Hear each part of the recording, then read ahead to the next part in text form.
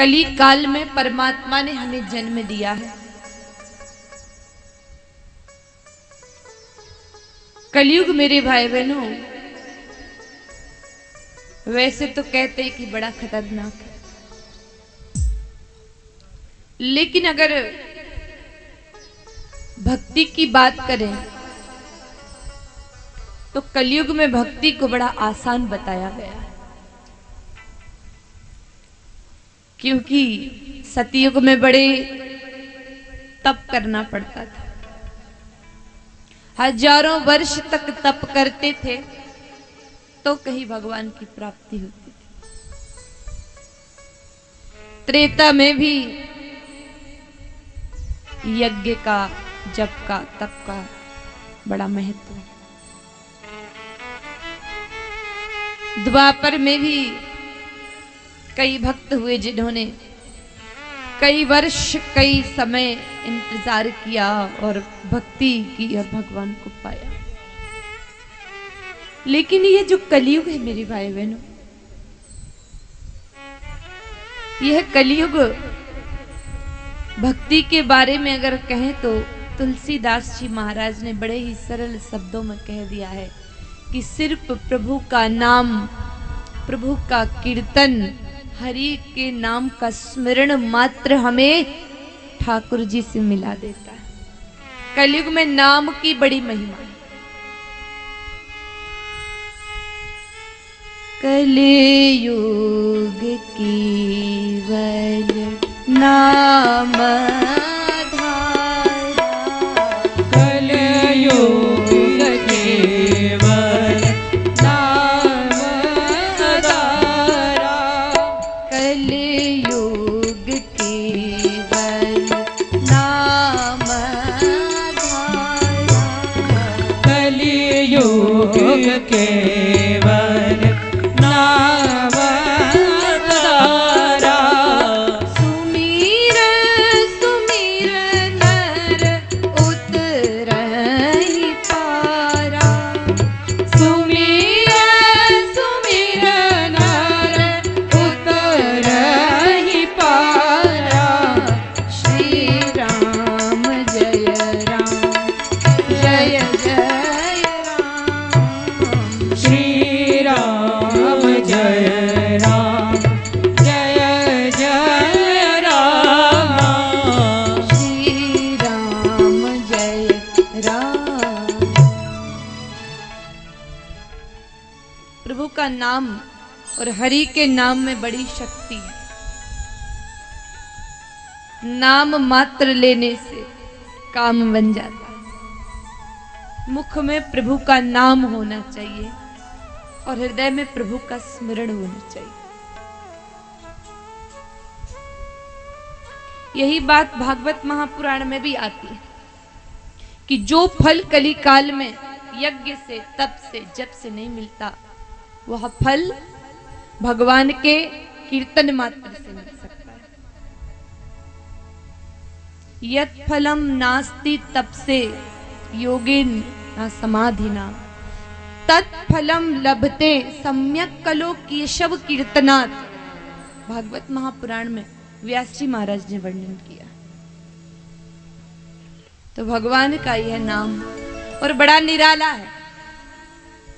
कहते हैं कि भगवान श्री कृष्ण चंद्र जी ने तो एक द्रौपदी के चीर बढ़ाया, एक सुदामा को वैभव दिया, एक भक्त को तारा, लेकिन भगवान के नाम ने तो कई द्रौपदियों का चीर बढ़ा दिया, कई सुदामाओं का उद्धार कर दिया, कई भक्तों को तार दिया। श्री राम के नाम, श्री राम जी ने एक अहिल्या को तारा, एक जटायु पर कृपा की, एक ताड़का को मारा, लेकिन भगवान श्री राम के नाम ने कई भक्तों का उद्धार कर दिया। एक बड़ा सुंदर प्रसंग आता है कि एक बार जब भगवान श्री रामचंद्र जी की सेना सागर पार कर रही थी, पुल बन रहा था और बड़े बड़े पत्थरों से उन पर राम नाम लिखकर के पुल बनाया जा रहा था। इधर जब रावण की सेना को पता चला तो बड़े चिंतित हुए, बोले आने वाली सेना बड़ी खतरनाक है, पुल बना रही है, वो भी पत्थर तैर रहे हैं, पत्थर उनसे सामना हम नहीं कर सकते। तब रावण ने कहा पत्थर तैराना कौन बड़ी बात है। रावण बड़ा ज्ञानी था। पत्थर तैराना कोई बड़ी बात नहीं, मैं भी तैरा सकता हूं। कैसे? आप भी तैरा देंगे? लाओ पत्थर। बड़ी सी शिला मंगवाई, रावण ने अपने हाथ में उठाई और पानी में डाल दी। और जैसे ही वह पत्थर रावण ने पानी में डाला और पत्थर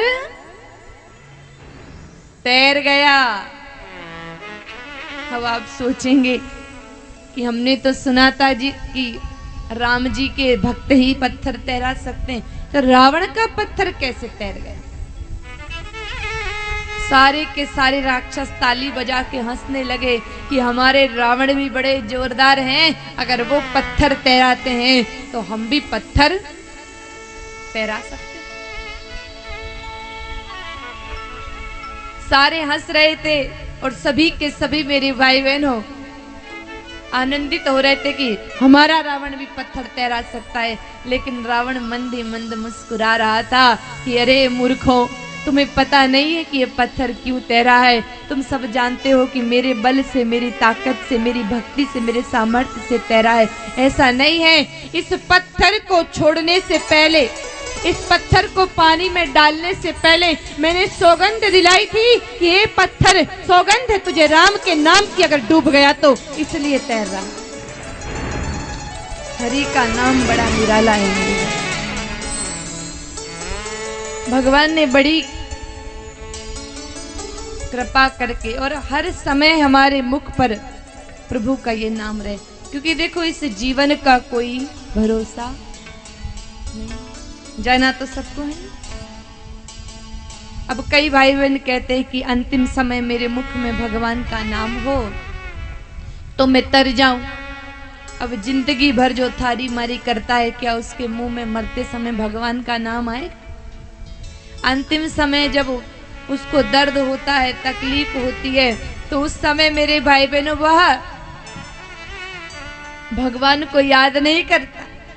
दादियों को पूछना, थोड़ो छाती में दुखे कि पेट में दुखे, दादी जी के वे भाया फटाफट वो चंदन ने फोन लगा, हमारी सुशीला ने फोन कर दे, बापड़ी ने आ जासी। यही कहते हो ना। हरि का नाम हमारे मुख में नहीं आता। डॉक्टर याद आता, परिवार याद आता, गोली जैसे ही सांस ज्यादा चली, ये भाया हमारी गोली दीजिए, दादी प्राण निकल गए तो गोली पार नहीं लगाए। भगवान का नाम, हाँ दवाई समय पे लीजिए, अपने परिवार से प्रेम रखिए, लेकिन मृत्यु के समय ईश्वर का नाम मुख में होना चाहिए। हर घड़ी, हर समय, हर पल, हर जगह। कई भाई बहनों की ये भी मान्यता है कि भाई भगवान का नाम तो गंदी जगहों पे नहीं लेना चाहिए। एक बार प्रसंग आता है कि तुलसीदास जी महाराज को अतिसार हो गया, दस्त हो गए, लूज मोशन। अब बार बार तुलसीदास जी फ्रेश होने जाएं, निवृत्त होने जाएं, लोटा ले जाएं। अब एक बार तो इतने जोर से आया कि लोटा ही ले जाना भूल गए। अब उनकी सेवा में एक बालक रहता था। वह बालक बड़ा दिव्य था और बालक कोई और नहीं था, स्वयं भगवान राम तुलसी बाबा के साथ रहने आए थे। अब वो बालक पीछे से लोटा लेके पहुंचा, जल लेके पहुंचा कि भाई अगर बाबा को तकलीफ होगी तो परेशान होंगे, इसलिए जल का लोटा लेके पहुंचा। तो बालक क्या देखता है कि तुलसी बाबा निवृत्त हो रहे हैं, फ्रेश हो रहे हैं और अपनी जीभ पकड़ रखी, जीभ पकड़ करके बैठे हैं। अब उस बालक के मन में बड़ा प्रश्न है कि ये जीभ क्यों पकड़ के बैठे। जब जैसे ही वह बाबा आए, निवृत्त हुए, तो उस बालक ने बड़े प्रेम से पूछा कि बाबा एक बात बताओ, जब आप निवृत्त हो रहे थे तो जीभ क्यों पकड़ रखी थी?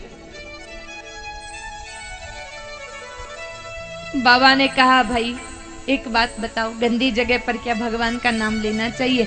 अब मेरी इस जीभ की आदत पड़ गई है राम राम राम राम चालू ही रहता है, तो क्या करूं? अब ये बंदी नहीं पड़ती है, इसलिए मुझे जीभ पकड़नी पड़ती है। गंदी जगहों पे जाता हूँ, जीभ पकड़ लेता हूँ, तो फिर ये राम राम नहीं बोलती। उस बालक ने कहा बाबा अगर एक बात बताओ, जिंदगी भर तो आपने भजन किया, अगर मृत्यु के समय आपके मुख पर राम का नाम नहीं रहा तो जीवन भर का फल कैसे काम आएगा? आप जीभ पकड़ के निवृत्त हो रहे थे, भगवान न करे अगर उसी समय आपके प्राण निकल गए होते तो आपका क्या होता? तुलसीदास जी महाराज ने जब इस बात को सुना तो उस बालक के चरण पकड़ लिए कि इतनी बड़ी बात कोई साधारण मनुष्य नहीं कह सकता। स्वयं प्रभु ने तुलसी बाबा को दर्शन दिए। तो हर जगह, हर समय, हर स्थान पर हमें प्रभु का नाम लेना चाहिए, हरि का नाम लेना चाहिए। मुख में अब कोई भी काम कर रहे हैं तो भी भगवान का नाम। माताएं लेती हैं, माला जपने के लिए बैठेंगी, हाथ में माला ले लेंगी, एक आंख खुली दूसरी आंख बंद, एक आंख भगवान की तरफ, दूसरी आंख रसोई में, बहू क्या कर रही है, बच्चे क्या कर रहे हैं।